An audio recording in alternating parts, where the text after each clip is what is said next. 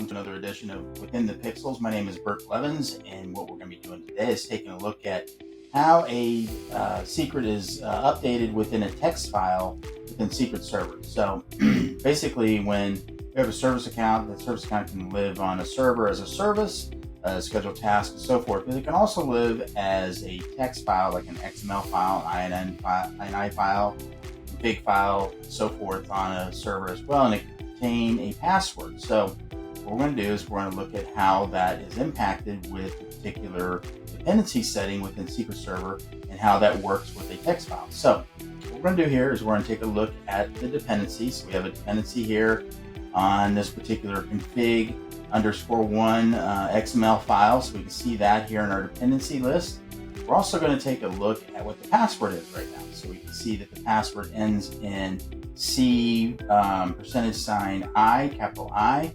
So we're going to take a look at that, and then what we're going to do now is we're going to see that that password's the way it is now. We're going to we can also see in our audit log here something else. So we're just going to check that as well. We can see that when it updates a dependency on a secret, it's also going to update this in the audit log as well. So now what we're going to do is we're going to change that password. So again, it ends in C capital I. We're going to change the password now. Randomly generated. It's in a pending state.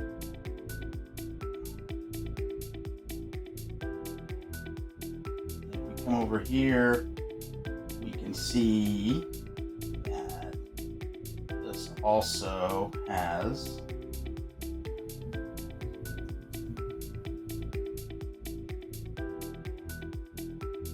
password's changed. So now the password looks like it's in ends in HV. So let's take a look here. Heartbeat's pending, so the password has changed. So we're going to take a look here. Yep, there it is. It's changed. The heartbeat is in sync here. We can see that as well.